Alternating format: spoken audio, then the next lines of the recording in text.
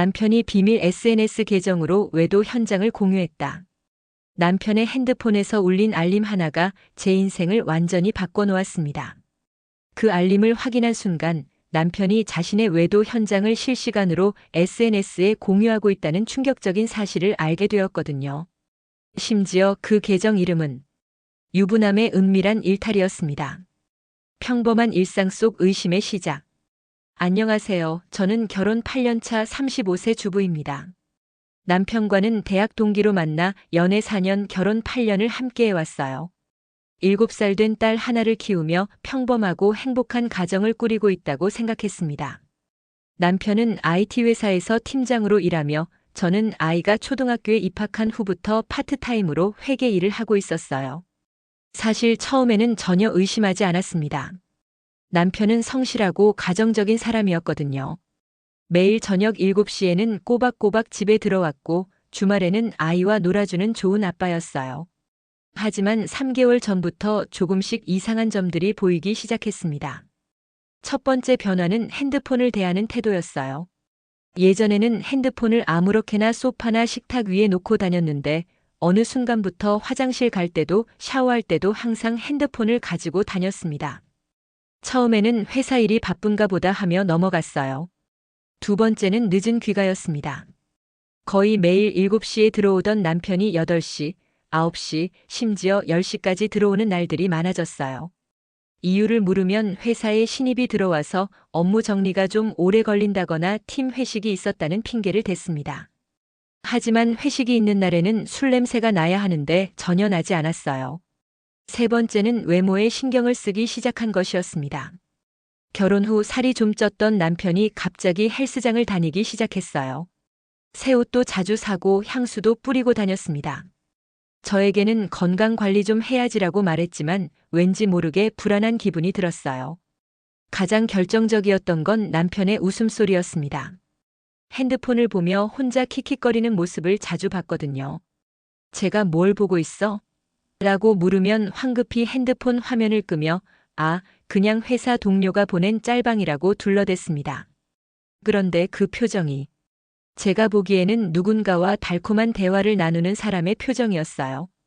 밤에 잠들기 전에도 이불 속에서 핸드폰을 만지작거리는 소리가 들렸어요. 가끔 진동 소리도 새벽 2시, 3시에 울렸습니다. 누가 이렇게 늦은 시간에 연락해?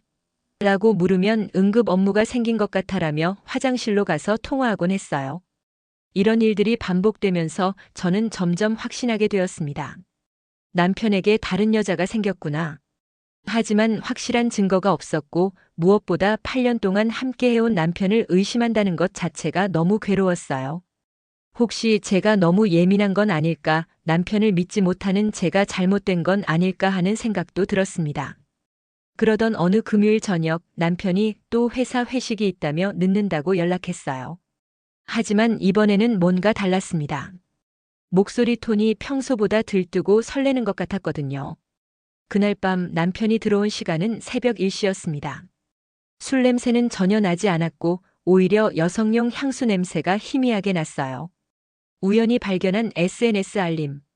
운명의 그날은 토요일이었습니다. 남편이 아이를 데리고 마트에 간 사이 저는 집안 정리를 하고 있었어요. 그때 소파 쿠션 사이에 끼어 있던 남편의 핸드폰이 진동을 울렸습니다. 평소 같으면 그냥 넘어갔을 텐데 그날은 왠지 모르게 화면을 확인하고 싶었어요. 화면에는 여러 개의 알림이 떠 있었습니다.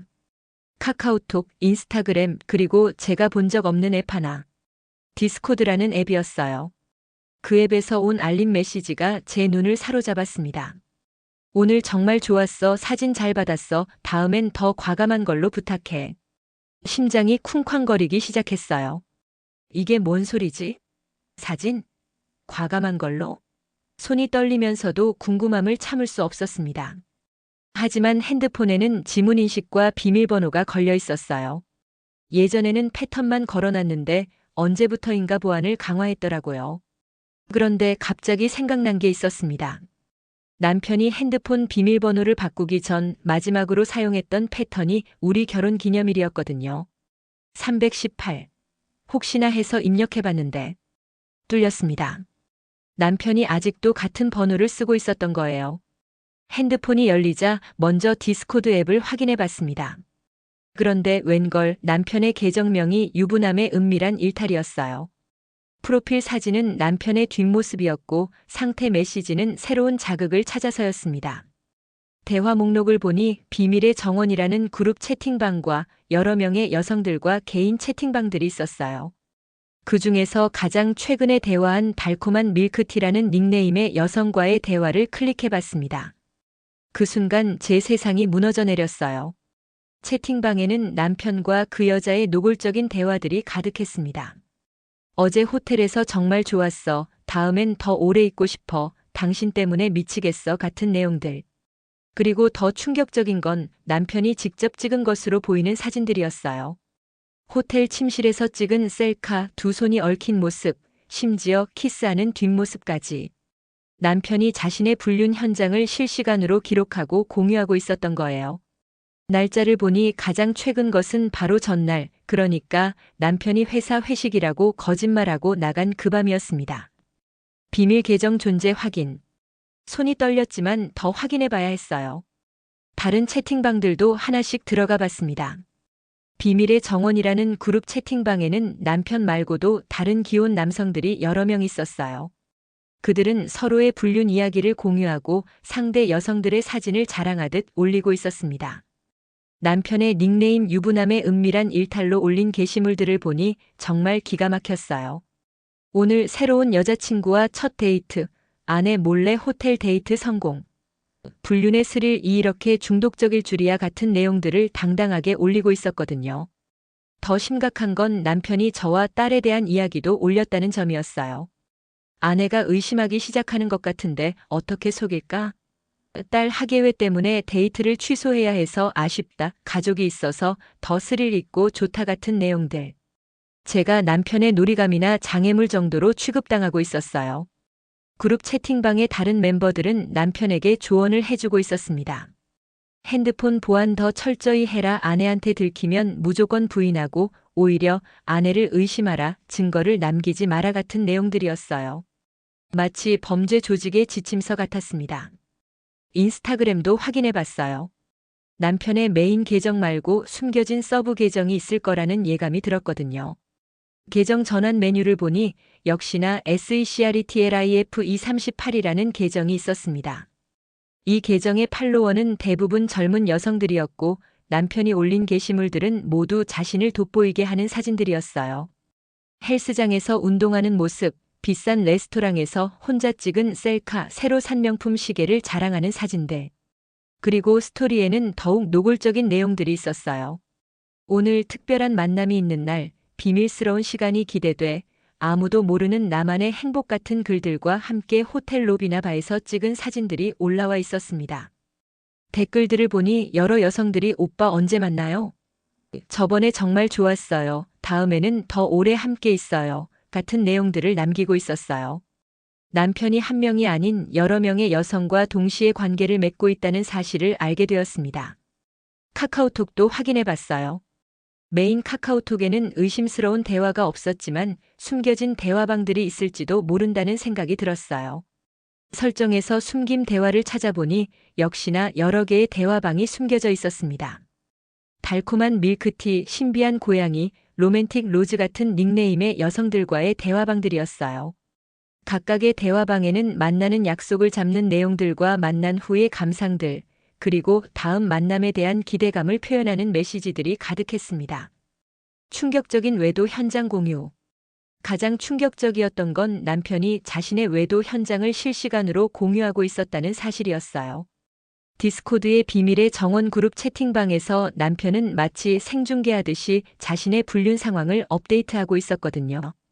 한 달 전 기록을 보니 이런 내용들이 있었어요. 지금 호텔 로비에서 대기 중. 오늘 만날 여자 정말 예뻐 보여. 체크인 완료.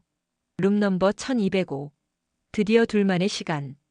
와, 정말 환상적이야. 사진 좀 찍어서 올릴게. 방금 샤워 끝났어. 이런 기분 처음이야. 내일 아내한테는 야근했다고 해야겠어. 키읔키읔. 그리고 실제로 호텔 방에서 찍은 사진들이 올라와 있었어요. 다행히 너무 노골적인 사진은 아니었지만 침대 위에 두 그림자, 샴페인 잔 두 개, 여자의 손만 보이는 사진들. 상황을 충분히 알 수 있는 사진들이었습니다. 다른 그룹 멤버들은 이런 게시물들에 부럽다. 나도 오늘 만남 있어. 사진 더 올려줘 같은 댓글을 달고 있었어요. 마치 자신들의 불륜을 게임이나 스포츠처럼 즐기고 있는 것 같았습니다. 더욱 가슴 아팠던 건 남편이 저에 대한 이야기도 자세히 올렸다는 점이었어요. 아내가 요즘 의심하는 것 같아서 조심스러워. 어제 핸드폰을 유심히 보더라. 아내한테 헬스장 다닌다고 했는데 믿는 것 같아. 운동복까지 챙겨줘서 고마워. 키읔키읔.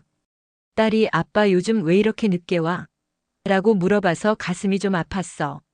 하지만 이 재미를 포기할 수는 없지. 아내가 만든 저녁 먹으면서 다른 여자 생각하고 있는 내가 참 나쁜 놈 같아. 그런데 스릴 이 장난 아니야. 이런 글들을 보면서 정말 속이 뒤틀렸어요. 남편이 저와 딸을 속이는 것을 즐기고 있었거든요. 우리 가족을 배신하는 것이 그에게는 게임 같은 재미였던 거예요. 가장 최근 게시물은 3일 전 것이었는데 내용이 정말 충격적이었어요. 오늘 새로운 여자와 첫 만남. 이번에는 정말 특별할 것 같아. 아내는 딸 학원 보내러 간 사이에 빠져나왔어. 완벽한 타이밍이지? 실시간으로 상황 업데이트할게. 그리고 그 아래로는 정말로 실시간 업데이트가 이어졌어요. 카페에서 만났는데 사진보다 훨씬 예뻐. 지금 같이 쇼핑 중. 선물도 사주고 있어. 호텔 예약 완료. 오늘은 좀 더 특별하게 보낼 예정. 방금 들어왔어. 분위기 최고야. 사진 몇 장 찍었는데 올릴까? 정말 환상적인 시간이었어. 다음 주에 또 만나기로 했어. 그날이 바로 제가 남편에게 딸 학원 간다고 말하고 나간 날이었어요. 남편은 제가 없는 사이를 틈타서 다른 여자를 만나고 있었던 거였습니다. 그것도 실시간으로 다른 사람들과 공유하면서요. 아내의 분노와 혼란. 핸드폰을 보고 있는데 현관문 열리는 소리가 들렸어요. 남편과 딸이 마트에서 돌아온 거였죠. 황급히 핸드폰을 원래 자리에 두고 태어난 척했지만 속은 완전히 뒤죽박죽이었어요. 엄마 아빠가 아이스크림 사줬어. 딸이 환하게 웃으며 달려왔어요. 평소 같으면 딸의 웃음소리에 덩달아 기분이 좋아졌을 텐데 그날은 딸을 보는 것조차 괴로웠어요. 이 아이의 아빠가 지금 우리를 배신하고 있다는 사실을 알고 있는 건 저뿐이었거든요. 남편은 아무렇지도 않은 듯이 여보, 오늘 저녁 뭐 해 먹을까? 라고 물었어요. 그 평범한 말 한마디가 제게는 칼날처럼 느껴졌습니다. 어떻게 저렇게 태어날 수 있을까? 몇 시간 전에 다른 여자와의 만남 계획을 실시간으로 공유했던 사람이 어떻게 저렇게 아무렇지도 않은 얼굴로 제게 말을 걸 수 있을까? 아무거나 시켜 먹자.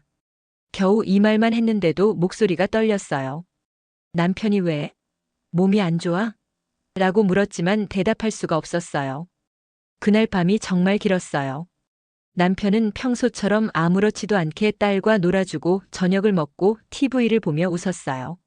저는 그 모든 일상이 연기처럼 느껴졌습니다. 8년 동안 함께 쌓아온 모든 추억들이 한순간에 가짜가 된 것 같았어요. 잠자리에 들어서도 잠이 오지 않았어요. 옆에서 평화롭게 잠든 남편을 보면서 온갖 생각들이 머리를 스쳐갔습니다. 언제부터였을까? 처음 다른 여자를 만났을 때 어떤 기분이었을까? 저와 함께 있으면서도 다른 여자를 생각했을까? 딸과 놀아줄 때도 다른 여자에게 보낼 메시지를 생각하고 있었을까? 분노와 슬픔, 배신감과 허무함이 뒤섞여서 가슴이 터질 것 같았어요. 특히 남편이 우리 가족을 마치 게임의 장애물처럼 취급했다는 사실이 가장 분노를 일으켰습니다. 저와 딸이 남편에게는 숨겨야 할 귀찮은 존재였던 거예요. 다음 날 아침 남편은 평소와 다름없이 오늘 좀 늦을 것 같아. 회사에 중요한 프로젝트가 있어서라고 말했어요. 예전 같으면 고생하네, 조심히 다녀와라고 말했을 텐데 그날은 다른 여자를 만나러 간다는 걸 알고 있으니까 아무 말도 할 수 없었어요. 남편이 출근한 후 저는 다시 디스코드를 확인해 봤어요. 역시나 새로운 글이 올라와 있었습니다. 오늘 또 특별한 만남이 있어. 이번에는 좀 더 대담하게 해볼 예정. 아내는 아직 아무것도 모르는 것 같아서 다행이야. 키읔키읔. 이 글을 보는 순간 정말 미칠 것 같았어요. 남편이 저를 바보로 보고 있다는 생각에 자존심이 무너져 내렸습니다. 그동안 제가 남편을 믿고 의지했던 8년의 시간이 모두 허사가 된 것 같았어요. 친구와 상담하며 마음 다잡기. 혼자서는 도저히 감당할 수 없을 것 같아서 제일 친한 친구 은정이에게 전화를 걸었어요. 은정이는 저보다 2년 먼저 결혼해서 이미 이런저런 부부 갈등을 겪어봤거든요. 은정아, 지금 시간 돼? 너한테 상의할 게 있어서. 목소리만 들어도 심상치 않다는 걸 느꼈는지 은정이는 바로 어디서 볼까? 라고 했어요. 딸을 학교에 보내고 나서 집 근처 카페에서 만났습니다. 은정이에게 모든 상황을 설명하자 친구도 깜짝 놀랐어요. 세상에. 정말? 민호 오빠가? 진짜 믿어지지 않는다. 그렇게 가정적인 사람인 줄 알았는데. 은정이의 반응을 보니 제가 헛것을 본 게 아니라는 확신이 들었어요. 객관적으로 봐도 이건 명백한 불륜이었고 그것도 아주 계획적이고 지속적인 불륜이었습니다. 수진아, 이거 진짜 심각한 문제야. 특히 SNS에 실시간으로 올리고 다른 사람들과 공유한다는 게 이건 단순한 외도 수준이 아니라 완전히 다른 인격체가 된 것 같은데? 은정이 말이 맞았어요. 제가 알던 남편과 SNS 속 유부남의 은밀한 일탈은 완전히 다른 사람이었거든요. 평소에 성실하고 진중한 모습은 모두 가면이었고 진짜 모습은 자신의 불륜을 자랑하며 즐기는 사람이었던 거예요. 그런데 수진아, 너는 어떻게 하고 싶어? 바로 따져 물을 거야? 아니면 더 지켜볼 거야? 이 질문에 대답하기가 어려웠어요. 분명히 분노하고 있지만 한편으로는 8년의 결혼 생활이 아깝기도 했고 딸을 생각하면 함부로 결정하기도 어려웠거든요. 솔직히 지금 당장 따져 물으면 민호 오빠가 어떻게 나올지 뻔해. 아마 실수였다. 앞으로 안 그럴게 하면서 무릎 꿇고 빌 거야. 그런데 문제는 이게 한두 번 일이 아니라는 점이야. SNS에 올린 내용들 보면 완전히 체계적이고 계획적으로 해왔잖아. 은정이 말이 정말 맞았어요. 남편의 외도는 충동적이거나 일회성이 아니었습니다. 몇 달 동안 계획적으로 그리고 여러 명의 여성과 동시에 관계를 맺어왔어요. 내 생각엔 증거를 더 확보해야 할 것 같아. 지금 상황에서 덜컥 말하면 오히려 증거를 인멸할 수도 있잖아. 그리고 법적으로도 불리해질 수 있고. 은정이의 조언이 현실적이었어요. 감정적으로는 당장 따져 묻고 싶었지만 냉정하게 생각해보니 더 신중하게 접근해야 했습니다. 그리고 수진아, 혹시 경제적인 문제는 없어? 민호 오빠가 다른 여자들한테 돈을 쓰고 있는 건 아닐까? 이 말을 듣고 깜짝 놀랐어요. 그동안 가계부를 체크하지 않았거든요. 남편이 생활비를 꼬박꼬박 줬고 큰 지출은 미리 상의했기 때문에 의심해 본 적이 없었어요. 집에 가서 바로 통장 정리를 해봤습니다. 남편의 월급 통장, 적금 통장, 카드 사용 내역까지 모두 확인해 봤어요. 그런데 정말 이상한 점들이 발견되었습니다. 최근 3개월 동안 기타 항목으로 분류된 지출이 월 50만 원씩 있었어요. 남편에게 물어본 적이 있었는데 회사 동료들과의 술자리가 늘어서라고 둘러댔었거든요. 하지만 카드 사용 내역을 자세히 보니 술집이 아닌 백화점, 호텔, 고급 레스토랑에서의 결제가 대부분이었어요. 특히 호텔 결제 내역을 보고 정말 기가 막혔습니다. 한 달에 2에서 3번씩 서울 시내 특급 호텔들에서 결제한 기록이 있었거든요. 금액도 1박에 30에서 40만 원씩. 회사 출장이라고 하기에는 너무 비싼 호텔들이었어요. 그리고 온라인 쇼핑몰에서의 결제도 의심스러웠어요. 여성용 액세서리, 화장품, 향수 등을 구매한 기록들이 여러 번 있었거든요. 남편이 제게 선물을 준 적은 거의 없는데 다른 여자들에게는 이렇게 선물을 사주고 있었던 거예요. 계산해보니 남편이 불륜을 위해 쓴 돈이 월 평균 80에서 100만 원 정도 되었어요. 1년이면 1천만 원이 넘는 금액이었습니다. 우리 가족의 생활비를 줄여가면서까지 다른 여자들에게 돈을 쓰고 있었던 거죠. 더 화가 났던 건 남편이 저에게는 요즘 경기가 안 좋아서 보너스가 적었다며 용돈을 줄여달라고 했었다는 점이었어요. 저는 그 말을 믿고 파트타임 시간을 늘려서 가게에 보탬이 되려고 했는데 남편은 그 돈으로 다른 여자들과 호화로운 데이트를 하고 있었던 거예요. 증거 수집과 기록 보존. 은정이의 조언에 따라 체계적으로 증거를 수집하기 시작했어요.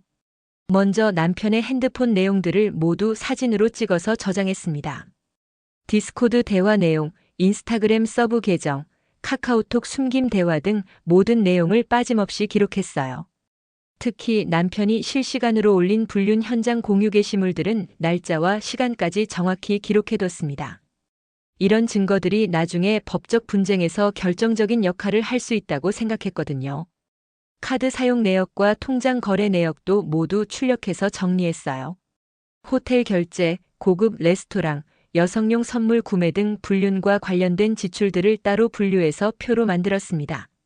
총 금액을 계산해 보니 지난 6개월간 약 500만 원을 불륜을 위해 사용했더라고요. 그리고 남편의 행동 패턴도 기록하기 시작했어요. 언제 늦게 들어오는지, 어떤 핑계를 대는지, 핸드폰을 어떻게 사용하는지 등등. 일기 형식으로 매일 적어뒀습니다. 며칠 후 결정적인 순간이 왔어요. 남편이 또 회사 회식이 있다며 늦는다고 연락했는데 저는 디스코드를 확인해서 실제로는 새로운 여자와 만나러 간다는 걸 알고 있었거든요. 이번에는 직접 확인해보고 싶어서 남편이 간다고 했던 회사 근처까지 가봤어요. 회사 주차장에 남편 차는 없었고 동료들에게 물어보니 그날 회식 계획은 전혀 없었다고 하더라고요. 남편의 실시간 업데이트를 보면서 어디로 가는지 추적해봤어요. 강남에서 만나는 중, 이번엔 좀 더 특별한 곳에서 같은 글들을 보고 대략적인 위치를 파악할 수 있었습니다. 용기를 내서 그 호텔 근처까지 가봤어요. 정말 남편의 차가 호텔 주차장에 있었습니다.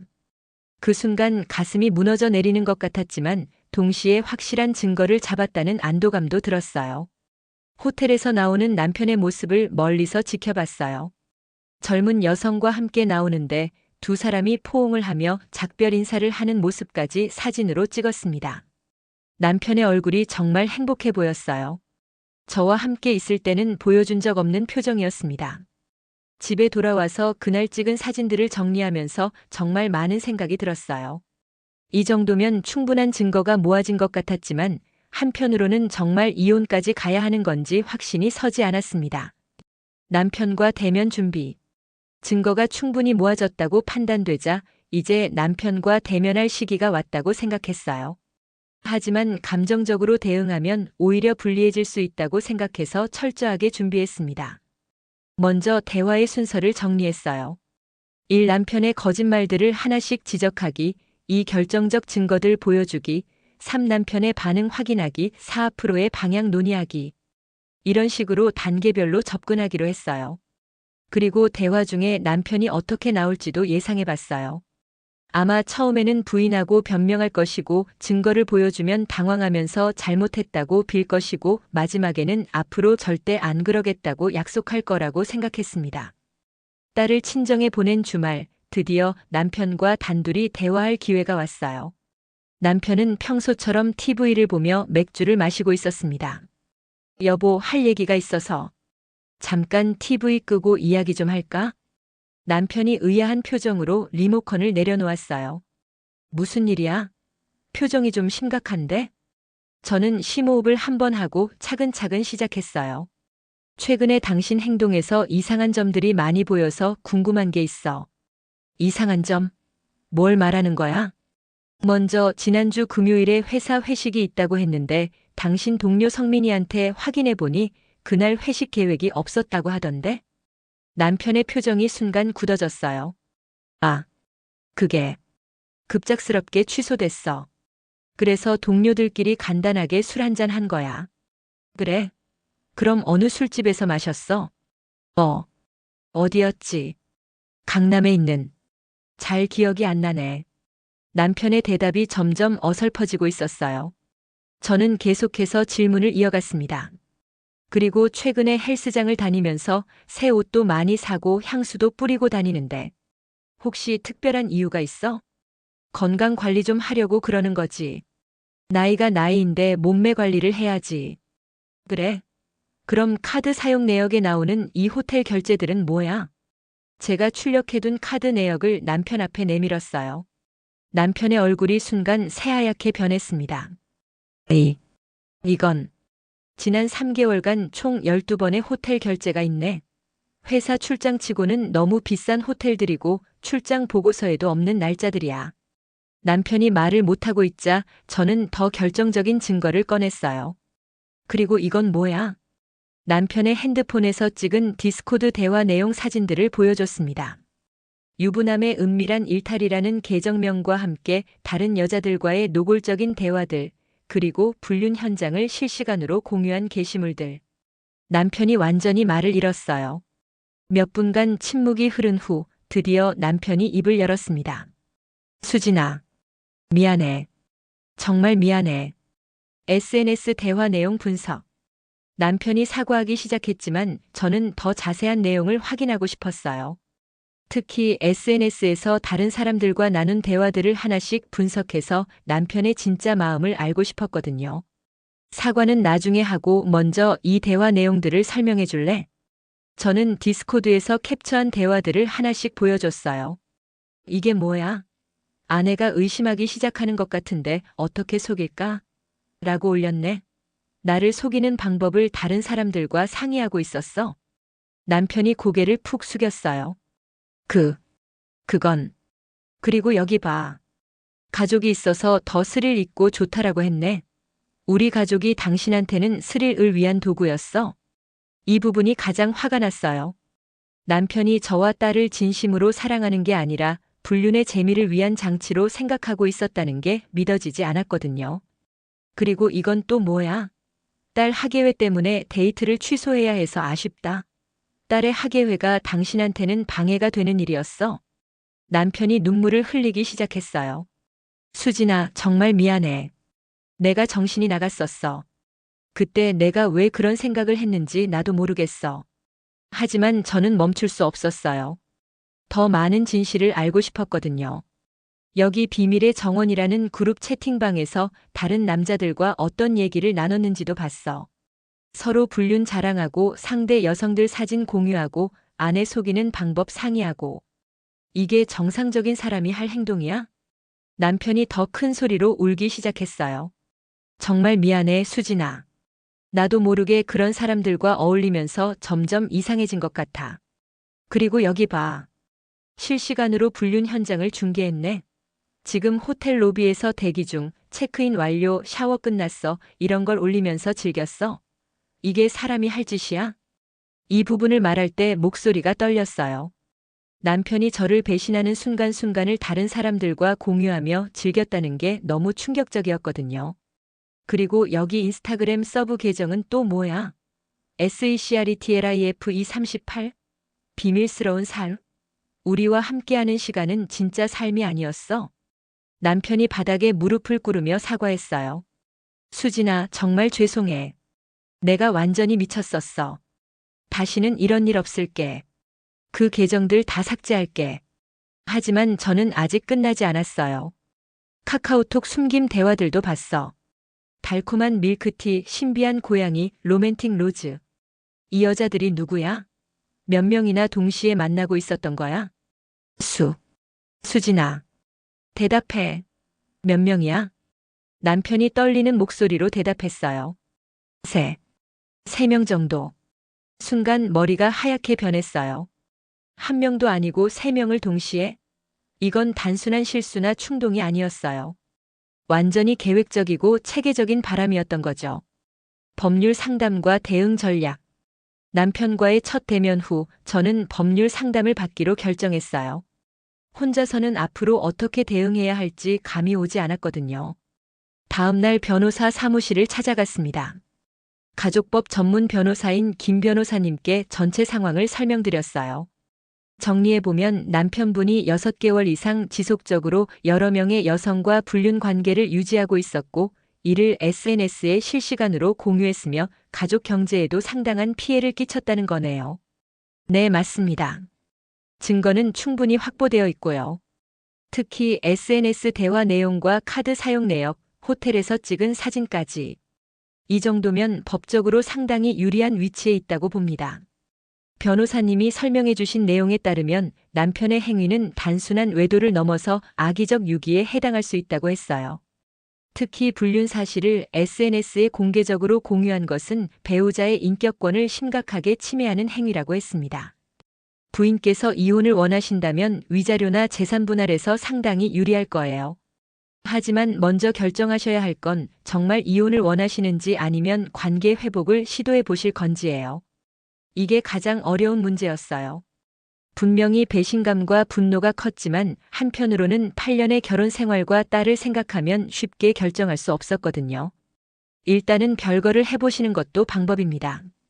그 사이에 남편분의 변화 의지를 지켜보시고 부인께서도 마음을 정리할 시간을 가져보세요. 변호사님의 조언에 따라 일단 별거를 하기로 결정했어요. 딸과 함께 친정으로 들어가서 한 달 정도 떨어져 지내보기로 했습니다. 집에 돌아와서 남편에게 결정 사항을 말했어요. 한 달간 딸과 함께 친정에 들어갈 거야. 그 사이에 당신은 정말 변할 수 있는지, 나는 이 관계를 계속 유지할 수 있는지 서로 생각해보자. 남편이 당황하며 별것까지 할 필요가 있어? 정말 잘못했다고 사과했잖아 라고 했지만 저는 단호했어요. 사과만으로 해결될 문제가 아니야. 6개월간 3명의 여자와 동시에 관계를 유지하면서 우리 가족을 속였고 그걸 SNS에 자랑까지 했어. 이건 단순한 실수가 아니라 완전히 다른 인격이 된 거야. 그럼 이혼하자는 얘기야? 모르겠어. 한 달 후에 결정할게. 그때까지 당신도 정말 변할 수 있는지 보여줘. 그 SNS 계정들 다 삭제하고 그 여자들과도 완전히 연락을 끊고 상담 치료도 받아봐. 남편이 눈물을 흘리며 알겠어. 뭐든지 할게. 우리 가족을 잃고 싶지 않아라고 했지만 저는 더 이상 남편의 말을 쉽게 믿을 수 없었어요. 가족과 주변인들에게 알림. 별거를 결정한 후 가족들과 가까운 사람들에게 상황을 알려야 했어요. 특히 딸에게는 어떻게 설명해야 할지 가장 고민이 되었습니다. 먼저 친정 부모님께 말씀드렸어요. 어머니는 처음에는 믿지 못하시더라고요. 민호가? 정말? 그렇게 착한 아이가? 아버지는 화를 내셨어요. 그 자식이 어떻게 우리 딸을 그렇게 배신할 수 있어? 당장 이혼해. 하지만 저는 부모님께 아직 확정된 건 아니에요. 한 달간 생각해보고 결정할 거예요 라고 말씀드렸습니다. 시부모님께도 연락드려야 했어요. 시어머니는 처음에는 우리 가족이 없으면 난 아무것도 아니야. 제발 한 번만 더 기회를 줘. 처음에는 이런 메시지들을 받아도 마음이 흔들리지 않았어요. 하지만 시간이 지나면서 조금씩 혼란이 오기 시작했습니다. 정말 남편이 변할 수 있을까? 딸을 위해서라도 다시 한번 기회를 줘야 하는 걸까? 특히 딸이 아빠 언제 와요? 라고 물을 때마다 마음이 약해졌어요.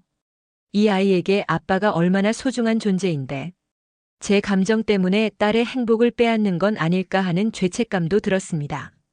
둘째 주에는 남편이 직접 친정으로 찾아왔어요. 무릎을 꿇고 빌면서 정말 잘못했다. 다시는 이런 일 없을 거다라고 맹세했습니다. 수진아, 나 정신과 상담받고 있어.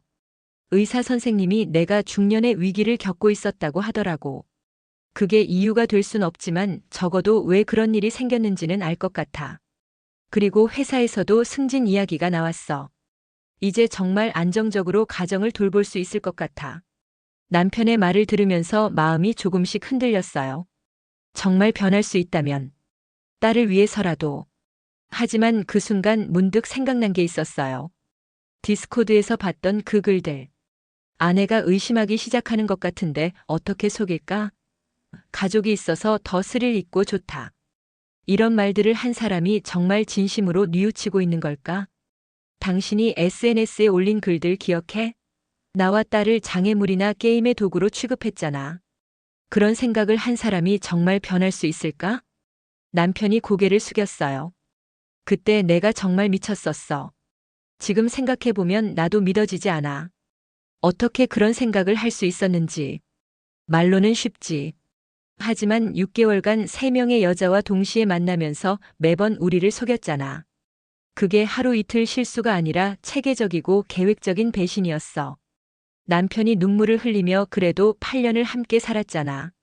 우리 추억들까지 모두 가짜는 아니잖아 라고 했지만 저는 더 이상 흔들리지 않았어요. 8년의 추억이 소중하니까 더 배신감이 큰 거야. 그 추억들을 당신이 스스로 더럽힌 거지. 감정의 소용돌이와 갈등. 별거 첫 주. 그 시간은 제 인생에서 가장 길고도 가장 고통스러운 시간이었습니다. 분노, 슬픔, 배신감, 허무함. 하루에도 수십 번씩 감정이 바뀌었고 마치 거대한 파도에 휩쓸리듯 정신을 가누기 힘들었습니다. 아침이 되면 분노가 가장 먼저 저를 덮쳤습니다. 알람 소리에 눈을 뜨는 순간 어제 겪은 현실이 다시 머릿속에 선명하게 떠오르는 겁니다. 어떻게 8년을 함께 산 사람이 나를 이렇게 배신할 수 있지? 그 생각이 목구멍까지 차오르면 저도 모르게 주먹을 꽉 쥐었습니다. 그동안 믿고 의지했던 날들이 한순간에 무너져 내린 듯 했죠. 하지만 시간이 조금만 지나도 분노는 곧 슬픔으로 바뀌었습니다. 정신없이 설거지를 하다가도 아이방 장난감을 정리하다가도 갑자기 떠오르는 장면들이 있었습니다. 딸을 처음 품에 안았을 때 남편과 함께 흘렸던 눈물. 제가 아플 때 밤새 옆에서 간병하던 그의 손길. 결혼 기념일마다 건네던 짧은 편지 속 따뜻한 문장들. 그 모든 게 이제는 믿을 수 없는 이야기처럼 느껴졌습니다. 그때의 웃음이 정말 진심이었을까? 그 순간 숨이 막히고 눈물이 쏟아졌습니다. 저녁이 되면 또 다른 감정이 찾아왔습니다. 허무함. 하루가 끝날 무렵 조용한 집안에 앉아 있으면 지난 8년이 전부 헛된 시간이었다는 생각이 들었습니다. 마치 누군가 제 삶의 필름을 통째로 잘라서 가짜라고 낙인을 찍어버린 기분이었습니다. 앞으로 어떻게 살아가야 할지, 어떤 모습으로 하루를 버텨야 할지 그 막막함이 저를 삼켰습니다. 그런데 이런 혼란 속에서도 남편은 매일 연락을 해왔습니다. 수진아, 정말 미안해. 상담 치료받기 시작했어. 그 계정들도 다 삭제했고 다른 여자들과도 완전히 연락 끊었어. 딸 보고 싶어. 주말에 잠깐 볼 수 있을까? 그의 메시지를 읽을 때마다 제 마음은 더 복잡해졌습니다. 정말 변하려는 걸까? 아니면 다시 저를 붙잡기 위해 꺼내든 또 다른 거짓말일까? 휴대폰을 내려놓고 창밖을 바라봤습니다. 가로등 불빛이 번지듯 제 마음속 감정들도 뒤섞여 번져갔습니다. 차가운 밤바람이 불어왔지만 제 가슴속 소용돌이는 조금도 잦아들지 않았습니다. 그날 밤 저는 처음으로 깊게 생각했습니다. 내 마음이 원하는 건 그 사람의 사과일까 아니면 완전히 놓아주는 걸까? 아내의 단호한 결정. 별거 3주째 저는 최종 결정을 내렸어요. 이혼하기로 한 거였습니다. 결정적인 계기는 남편의 핸드폰 사용 패턴을 다시 확인했을 때였어요. 남편이 모든 계정을 삭제했다고 했는데 혹시나 해서 다시 체크해봤거든요. 디스코드 앱은 삭제되어 있었지만 인스타그램 서브 계정은 여전히 활성화되어 있었어요. 게시물들은 삭제했지만 계정 자체는 남겨둔 거였죠. 그리고 새로운 팔로워들도 생겨 있었습니다. 더 충격적인 건 카카오톡에서 새로운 대화방을 발견한 것이었어요. 새로운 시작이라는 이름의 여성과 대화를 나누고 있더라고요. 요즘 힘든 일이 있어서 누군가와 얘기하고 싶어. 혹시 시간 되면 커피 한잔 할까요? 아내와 별거 중이라 외로워요. 남편이 별거 상황을 이용해서 또 다른 여자에게 접근하고 있었던 거예요. 자신을 불쌍한 남자로 포장하면서요. 그 순간 모든 미련이 사라졌어요. 이 사람은 절대 변하지 않겠구나. 기회를 줘도 또 똑같은 짓을 반복할 거야. 변호사님께 연락드려서 이혼 절차를 진행하겠다고 말씀드렸어요. 증거가 충분하니까 조정이나 협의로 진행하는 게 좋을 것 같아요. 위자료는 3천만 원 정도 요구하시고 양육권은 당연히 부인께서 가져가시겠죠? 남편에게 최종 통보를 했어요. 이혼하기로 결정했어. 변호사님과 상담해서 조건들 정리했으니까 당신도 변호사 선임해서 협의하자. 남편이 완전히 당황했어요. 수진아, 뭔 소리야? 내가 정말 변하고 있다고 했잖아. 새로운 시작이라는 여자는 누구야? 남편의 얼굴이 새하얗게 변했어요. 그건 또 거짓말하려고? 별거 중인 상황을 이용해서 또 다른 여자에게 접근하고 있었잖아. 자신을 불쌍한 남자로 포장해서. 그건 정말 아무것도 아니야. 그냥 대화만. 6개월 전에도 그냥 대화였지? 그러다가 호텔에서 사진 찍어서 SNS에 올리고 남편이 더 이상 할 말이 없어졌어요. 당신은 절대 변하지 않아. 기회를 줘도 또 똑같은 짓을 반복할 거야. 더 이상 나와 딸을 속이지 마. 다시 찾은 평화와 자존감. 이혼 조정은 생각보다 순조롭게 진행되었어요. 결정적인 증거들이 너무 많았기 때문에 남편 측에서도 별다른 이의를 제기하지 못했거든요. 위자료 3천만 원, 딸의 양육권, 그리고 양육비 월 100만 원을 받기로 합의했습니다. 남편이 불륜을 위해 쓴 돈을 생각하면 적은 금액이었지만 더 이상 그 사람과 엮이고 싶지 않았어요. 이혼이 확정된 후 첫 달은 정말 힘들었어요. 8년간의 결혼 생활이 끝났다는 현실을 받아들이기가 쉽지 않았거든요. 하지만 시간이 지나면서 점점 마음이 편해지기 시작했습니다. 가장 큰 변화는 더 이상 의심하고 걱정할 필요가 없어졌다는 점이었어요. 남편이 늦게 들어와도 핸드폰을 유심히 봐도 새 옷을 사고 향수를 뿌려도 더 이상 스트레스 받을 일이 없었죠. 딸에게는 엄마랑 아빠가 이제 따로 살기로 했어. 하지만 하은이는 엄마 아빠 둘 다 너를 사랑한다는 걸 잊지 마라고 설명했어요. 다행히 딸이 생각보다 잘 받아들여줬습니다.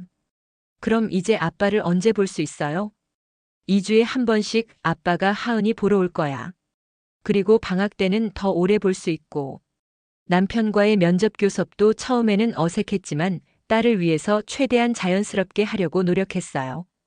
더 이상 그 사람을 남편으로는 보지 않지만 딸의 아빠라는 관계는 인정해야 했거든요. 6개월 후 저는 완전히 새로운 삶을 시작했어요. 파트타임이었던 일을 풀타임으로 늘렸고 주말에는 딸과 함께 다양한 활동을 했습니다. 요리 수업도 들었고 운동도 시작했어요. 가장 중요한 건 자존감을 회복한 것이었어요. 남편의 바람 때문에 내가 부족해서 남편이 다른 여자를 찾았나?